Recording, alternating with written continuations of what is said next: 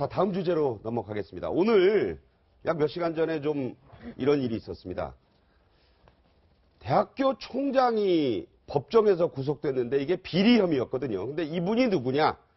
바로 전 특전사령관 전인범 장군의 부인입니다. 그래서 자, 이게 비리로 이제 구속된 심화진 총장 얘기거든요. 네. 저게 왜 얘기가 되느냐면 이제 공금횡령 혐의로 구속이 돼서 사실 이거는 정치와는 무관한 얘기인 줄 알았는데 전인범 특전사령관이 본인의 페이스북에 한 얘기가 이제 논란이 돼서 자, 이렇게 얘기했다고 합니다. 감사합니다. 우리 집사람이 비리가 있었다면 제가 어떻게 했을 거라 생각하십니까? 본인 얘기예요, 저게. 권총으로 쏴 죽였을 겁니다. 저 얘기가 이제 화제가 되면서 바로 이 심화진 총장이 전인범 전 특전사령관 부인이거든요. 그러니까 정말 저 좀 충격 먹었는데요.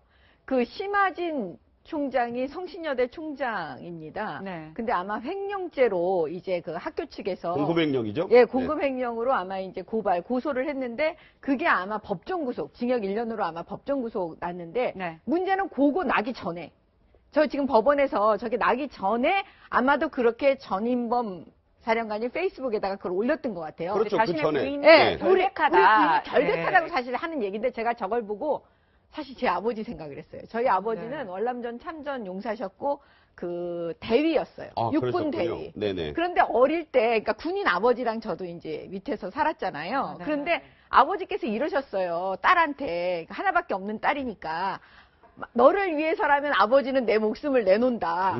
난 죽는다. 이렇게 말씀하셨는데 아니 부인이라서 저런 거예요? 왜 그런 거예요? 쏴 죽인다는 저런 얘기를 어떻게 하실 수가 있어요? 네. 정말 부적절한 발언입니다. 네. 아니, 자기 자식이나 자기 부인이 자기 소유물입니까?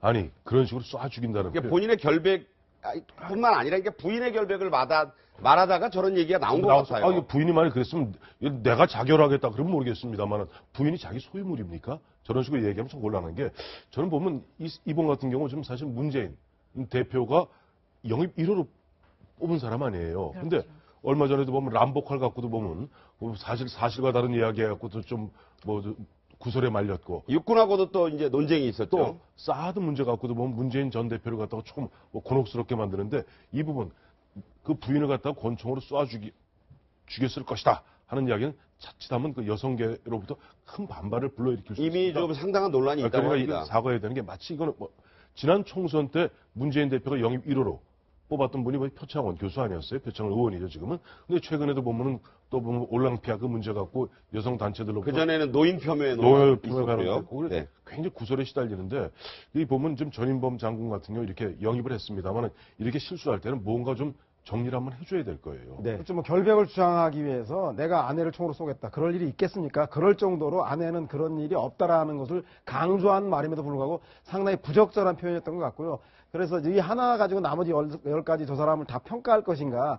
그런 문제에 대해서는 고민을 해봐야 되겠다는 게 있는데 저분이 특전사 전역하신 부하들에게는 아직도 존경받고 신망받는 분이라는 거죠. 군에서는 아주 통솔력과 지휘로 유명한 분이기 때문에 제가 볼 때는 본인이 아까운 군의 인재이기 때문에 예비역 인재이기 때문에 본인이 이 문제에 대한 명백한 사과를 하시고 그리고 본인이 갖고 있는 안보관이라든가 군에 대한 문제라든가 이런 문제에 대해서 정치에 기여할 부분을 기여해 나가는 그래서 본인 스스로 이 문제를 풀어나가는 모습들이 가장 좋을 것 같다는 생각이 듭니다. 이 영입이라는 게 이제 옥석이 가려지기도 쉽지 않은 부분이 있고 어떤 목적을 가지고 영입을 했는데 그분의 그런 다른 면을 모르고 그렇죠. 또 후보 입장에서는 그럴 수도 있다고 그전에도 그런 일이 있지 않습니까? 아니 물론 있는데요. 그러니까 지금 이제 욕심이 나셨겠죠. 문재인 전 대표 입장에서는 얼마나 안보 문제를 안보 불식하는. 문제니까 얼마나 욕심이 나셨겠어요. 네네. 근데 문제는 저분이 문재인 캠프로 갔을 때 네. 그때 SNS 상에서 난리가 났어요. 왜냐하면 예비역들 가운데서 저럴 수는 없다. 너무나 배신자 같은 느낌을 많이 받았다. 그게 그때 당시 SNS에 막 끌어오르는 느낌이었거든요. 근데 본인 또 그렇게 얘기했잖아. 5천 명 중에 28명이 떠나셨다고 또 본인 입으로 밝혀고 이제 네, 나는 그래서 당당하다. 감사합니다. 이렇게 얘기를 할 정도였는데 그러면 그쪽에서 지금 SNS 상에서는 그쪽 입장에서는 또 뭐라 그러겠어요. 그래서 제가 볼 때는 군인이 정치를 한다는 게 굉장히 어렵고 위험한 거예요. 네. 정치 안 하셔야 돼요. 네. 자, 이런 논란이 있어서 앞으로 어떻게 전개될지도 주목이 됩니다.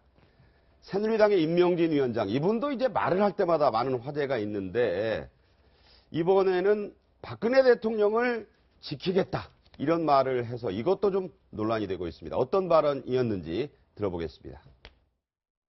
대통령 탈당 문제는 뭐 오늘 언론 보도에 예.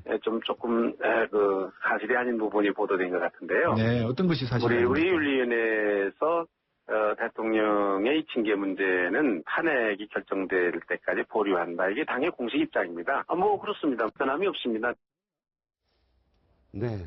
네, 지금 보면 원래 대통령 탈당을 권유했다는 얘기가 나왔어요. 그런데 지금 그런 적 없다라고 얘기를 하고 있거든요. 이렇게 보면 좀 정우택 원내대표하고 말이 좀 왔다 갔다 하는 것 같아요. 정우택 원내대표는 자연스럽게 아마 청와대 정무 쪽이나 아마 한가호 비서실장 등을 통해서 이렇게 얘기했던 것 같아요. 저희가 뭐 강제 출당을 하거나 그다음에 뭐 제명을 할 수는 없겠습니다만은 그냥 당을 그냥 떠나주신다면 저희가 뭐 굳이 잡을 수 있겠습니까? 그게 떠나달라는 얘기거든요. 떠나달라는 얘기고 이게 부담스러우니까 좀 떠나주시면 좋겠습니다 합니다만은 또 임명진 사실 비대위원장 입장에 처음 들어올 때는 새누리당은 죽어야 산다라고 강경한 입장을 취했는데 어느 순간 보니까 흐지부지한 좀 측면이 있어요. 그러다 최근에 보니까 뭐 이른바 뭐 태극기 집회가 좀 기세를 올리고 있는 이런 분위기라서 그런지 모르겠습니다만은 네. 뭐 박근혜 대통령을 지키겠다라는 이야기하고 또 어제 이인재 최고위원, 이인재 이제 대선 출마 선언했죠. 이인재 네네. 전 의원 같은 경우는 아니 탈당을 얘기하다니 그 정우택 원내대표의 그런 어떤 소식을 듣고 난 다음에 네. 그건 배신이다라는 얘기하는데 모르겠어요. 저런 부분들이 과연 지금 그걸 바라보는 뭐 지지층이 됐던 지지하지 않는 층이 됐던 그걸 어떻게 바라볼 것인가 이런 부분도 좀 섬세하게 그래서 챙겨가면서 말씀을 해주셨으면 해요. 사실 뭐 새누리당이요, 당명도 바꾼다, 뭐 여러 가지 논의가 있지 않습니까? 보수의 힘이라는 이름도 뭐 거론이 된다고 하고, 네. 그렇게 하면서 어떻게 보면 이게 이 모든 사태의 진원이 된 이 최순실 게이트, 또 박근혜 대통령의 탄핵으로 인한 권한 정지 등이 있어서 당적 정리 문제는 좀 얘기가 됐는데, 인 위원장 입장이 좀 바뀐 걸까요? 제가 볼 때는 임명진 비대위원장에 대해서 지금 일각에서 이렇게 얘기해요. 엑스맨이라고. 엑스맨. 문재인 네. 대표를 위한 엑스맨이 아니냐. 그런 얘기도 나온다. 예, 지금 그런 얘기도 나오고 있어요. 회사로 치면은 법정 관리하러 들어가신 분인데 그분께서 지금 뭐를 잘 모르시는 것 같아요. 왜냐하면 인적 청산을 잘해야 되는데 아까 말씀하셨지만 흐지부지란 말이에요. 인적 청산도 제대로 안 해요. 바른정당으로 가려고 하는 의원들을 못 가게 막 막아요. 네. 그러면서 또 박근혜 대통령한테는 또 출당 뭐 비슷하게 얘기를 하는 거예요. 근데 지금 새누리당은 이러지도 저러지도 못하는 게 친박은 절대로 박근혜 대통령 나가는 걸 싫어하십니다. 예, 붙들고 있어야 돼요. 왜냐? 지금 밖에서 태극기 들고 하시는 분들, 이분들의 지지율, 그게 12%, 새누리당 12%라고 생각하기 때문에 그걸 지키려면은 절대로 박근혜 대통령을 밖으로 나가게 하시면 안 되는 거예요. 근데 한편에서는 명분에 안 맞는 게 지금 새누리당 대선 후보들이 나오고 있잖아요. 이게 맞습니까? 앞뒤가? 안 맞잖아요. 왜냐하면 탄핵이 기각되기를 바라는 새누리당으로서는 박근혜 대통령이 돌아오길 기다려야 되는데 대선 후보를 막 내고 있어요. 이게 앞뒤가 안 맞으니까 지금 임명진 비대위원장도 앞뒤 안 맞는 얘기를 막 하고 있는 거예요. 네네. 네, 근데 지금 보면 박근혜 대통령 역시 이 탈당을 원하지 않는 게 확실해 보여요. 뭐 처음에 정우택 원내대표가 권유를 했는데 뭐 안 했다 이런 얘기도 나오거든요.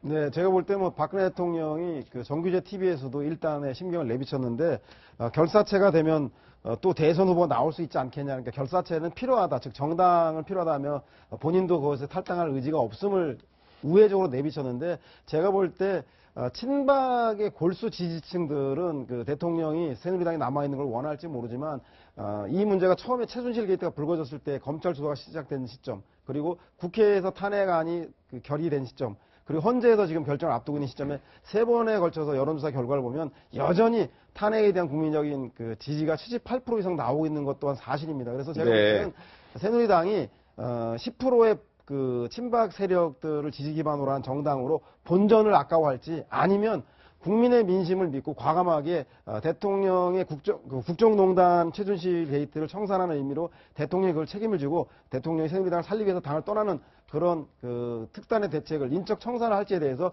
친박이 남은 선택을 해야 되는데 10% 아까워서 10%를 놓치기 싫어서 나머지 전체 국민을 등을 돌린다는 것은 정당으로서는 어리석은 선택이 아닌가 하는 생각이 듭니다. 자, 임명진 위원장, 아까 뭐 정 변호사께서는 뭐 엑스맨이다 뭐 이런 말씀도 하셨지만 이분이 이런 얘기를 했습니다. 문재인 대세론 이거 과거에도 봤지만 대세론 없는 거다.